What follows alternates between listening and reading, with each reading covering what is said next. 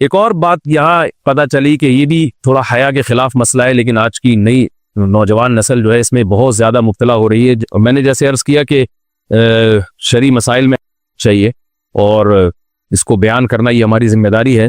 تو یہ چیز بھی انگریزی فلموں سے اور فحش فلموں سے ہماری نئی نسل میں بہت تیزی سے سرایت کر رہی ہے، اور لوگ اس بارے میں علماء سے بہت زیادہ مسائل پوچھتے ہیں، خواتین بھی پوچھتی ہیں جو اس میں مبتلا ہے. تو اس کا بھی مسئلہ یاد رکھیں کہ اللہ تعالیٰ نے حالت حیض میں زوجہ سے ہم بستری کو حرام قرار دیا کیونکہ اس میں گندگی ہے. آپ دیکھیں کہ وہ گندگی اس درجے کی نہیں ہے جتنی اورل سیکس میں گندگی ہوتی ہے. اگر اس میں ڈسچارج ہو جائے بندہ، انسان جو بستری کرنے والا ہے زوجہ سے، وہ منہ میں ڈسچارج ہو جائے، تو آپ سوچیں کہ اللہ تعالیٰ شرمگاہ کو گندگی سے بچا رہے ہیں جس کی وجہ سے حیض کی حالت میں ہم بستری کو حرام قرار دیا. تو منہ جس سے انسان کھانا کھاتا ہے، جس سے کلمہ پڑتا ہے، اور جو انسان کے جسم میں سب سے اشرف عضو ہے، سب سے زیادہ معزز اور مکرم وضو ہے، اس میں ایسی گندگی کو ڈالنا کہاں سے جائز ہو سکتا ہے، کہاں سے حلال ہو سکتا ہے؟ تو آج بعض متجدد قسم کے لوگ جو ہے نا اس کو حلال قرار دے رہے ہیں، تو یہ بالکل غلط ہے. تو یہ بات خوب ذہن میں رکھیں کہ اورل سیکس کے ذریعے اپنی خواہش کو پورا کرنا اس طور پر کہ ڈسچارج ہو جائے انسان عورت کے منہ میں، بیوی کے منہ میں، یہ بالکل حرام ہے، بالکل ناجائز ہے. کیونکہ منی ایک غلیظ اور ناپاک اور گندگی ہے اور ناپاک اور نجس چیز ہے. بعض حضرات یہ کہتے ہیں کہ منی پاک ہے، مگر یاد رکھیں منی کے پاک ہونے کے دلائل مضبوط نہیں ہیں، منی کے ناپاک ہونے کے دلائل بہت مضبوط ہیں. سب سے پہلی دلیل قرآن مجید میں آتا ہے الم نخلقکم من ماء مہین، ہم نے تمہیں غلیظ اور پلید پانی سے پیدا کیا، ذلیل پانی سے پیدا کیا ہے. تو اس میں بھی اشارہ ہے کہ منی ناپاک چیز ہے. دوسری بات یہ کہ حدیث میں آتا ہے کہ کنت افرق المنی من ثوب رسول اللہ صلی اللہ علیہ وسلم ثم یصلی فیہ. حضرت عائشہ رضی اللہ تعالی عنہ فرماتی ہیں کہ رسول اللہ صلی اللہ علیہ وسلم کے کپڑوں پر اگر منی لگی ہوتی تھی، صحیح بخاری کی حدیث میں، اس کو کھرچ کے صاف کرتی تھی، پھر آپ صلی اللہ علیہ وسلم اس میں نماز پڑھا کرتے تھے. اب بعض حضرات نے یہاں سے استدلال کیا ہے کہ منی اگر ناپاک ہوتی تو حضرت عائشہ اس کو دھوتی، کھرچ کے صاف کرنا اس کی علامت ہے کہ منی پاک ہے. لیکن یہ بات غلط ہے. اگر منی پاک ہوتی تو حضرت عائشہ کو کھرچنے کی ضرورت نہیں تھی. بات یہ ہے کہ وہ نجاست جس کا ایک باقاعدی جسم ہوتا ہے اور وہ کھرچ کے جسم سے یا کپڑوں سے الگ ہو سکتی ہے، تو اس نجاست کو پاک کرنے کا طریقہ یہ ہے کہ اس کو کھرچ دیا جائے. ناپاک تھی تبھی تو حضرت عائشہ رضی اللہ تعالی عنہ اس کو باقاعدہ کھرچ رہی ہیں اور دور کر رہی ہیں. اور گیلی منی کو یہ ثابت ہے کہ حضرت عائشہ رضی اللہ تعالی عنہ آپ صلی اللہ علیہ وسلم کے کپڑوں سے دھویا کرتی تھی اور آپ صلی اللہ علیہ وسلم اس میں نماز پڑھا کرتے تھے. حضرت عمر رضی اللہ تعالی عنہ کے دور میں کسی شخص کو احتلام ہوا تو اس نے اپنے پورے جو ہے نا وہ کپڑے دھوئے، تو حضرت عمر نے اس کو منع کیا، فرمایا کہ اتنا کافی تھا کہ اس جگہ کو تم دھو لیتے. تو اس میں بھی حضرت عمر اس کو باقاعدہ دھونے کا حکم دے رہے ہیں. کسی بھی صحابی نے اعتراض نہیں کیا کہ یار یا امیر المومنین آپ ان کو دھونے کا حکم کیوں دے رہے ہیں، منی تو پاک ہے. تو منی کے جو ناپاک ہونے کے دلائل ہیں وہ بہت مضبوط ہے. باقی اس کو جو کھرچنے کا حکم ہے وہ اس لیے کہ منی کے پاک جو اگر خشک ہو جائے تو وہ کھرچ کے بھی پاک ہو جاتی ہے، اس کو پھر دھونا ضروری نہیں ہوتا. اس کی مثال ایسے جیسے حدیث میں آتا ہے، صحابہ کرام فرماتے ہیں کہ ہمارے تلواروں میں دشمن کا خون لگا ہوتا تھا تو ہم اس کو زمین پہ اچھی طرح رگڑ کے اسی کو لٹکا کے نماز پڑھتے تھے. تو دیکھیں خون بھی ایسی چیز ہے کہ جو سوکھنے کے بعد اس کی ایک پاپڑی سی جم جاتی ہے. تو حالانکہ خون کو بھی ناپاک مانا جاتا ہے، جمہور علماء کے ہاں خون ناپاک چیز ہے، لیکن صحابی کیا کر رہے ہیں، اس کو رگڑ کے زمین پہ اور جو اس کو اچھی طرح رگڑ کے جب اس کا اثر زائل ہو گیا تو اسی کو لٹکا کے نماز پڑھ رہے ہیں.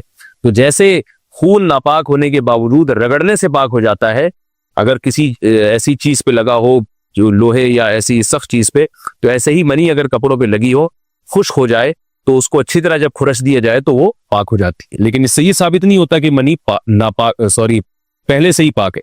ایک اور دلیل منی کے ناپاک ہونے کی ہے کہ جو مذی ہے، ٹرانسپیرنٹ پانی جو مرد کے جسم سے نکلتا ہے، وہ اگر جسم سے نکل جائے تو وضو فرض ہو جاتا ہے، اور منی نکل جائے تو غسل فرض ہوتا ہے.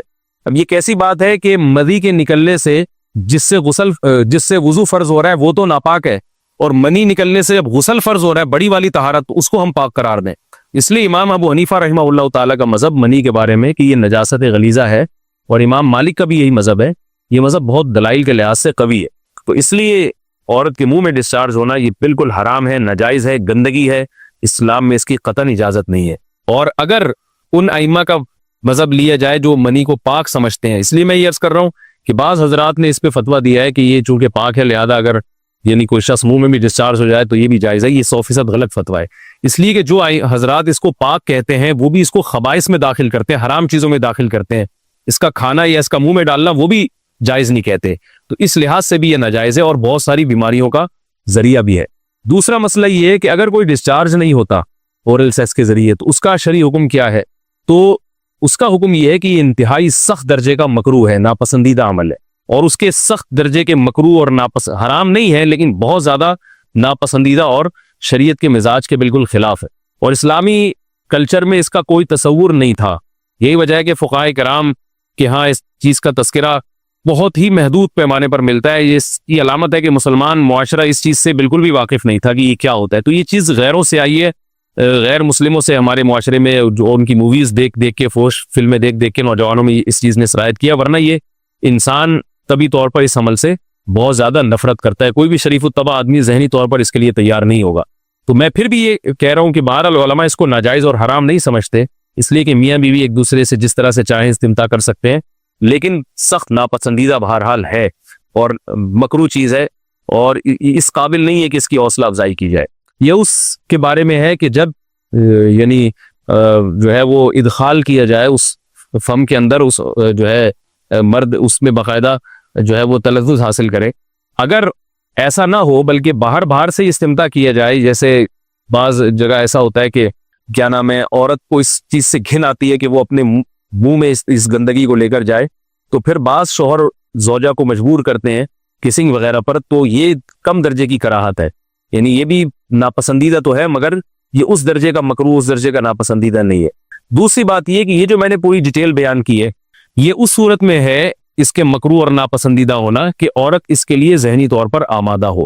یہ بات خوب یاد رکھیں، اگر عورت کو اس عمل سے گھن آتی ہے تو پھر مرد بیوی کو اس کام پر مجبور ہرگز نہیں کر سکتا، کیونکہ یہ نکاح کے جو ایگریمنٹ ہے، مقتضیات ہیں، اس کے خلاف ہے.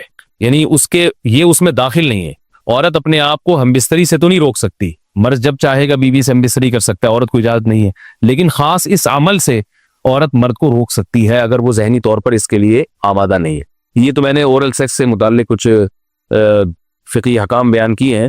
دوسری بات یہ، اس کا بھی مسائل پوچھے جاتے ہیں کہ بعض مرد اپنی زوجہ کو مجبور کرتے ہیں غیر فطری طریقے سے ہم بستری کرنے پر، پچھلے راستے پر ہم بستری کرنے پر. تو یہ بات یاد رکھیں کہ ایسی صورت میں عورت پر اصل حکم یہی ہے کہ وہ ایسے مرد سے طلاق لے لے اور اس کو اپنے قریب نہ آنے دے، کیونکہ اس میں نقصان یہ ہوتا ہے کہ اگر عورت اس کام کی مرد کو اجازت دے دے تو کچھ وقت کے بعد اس کی اپنی نیچر تبدیل ہو جاتی ہے، اپنی فطرت بدل جاتی ہے اور اسے اس غیر فطری کام میں لذت آنا شروع ہو جاتی ہے.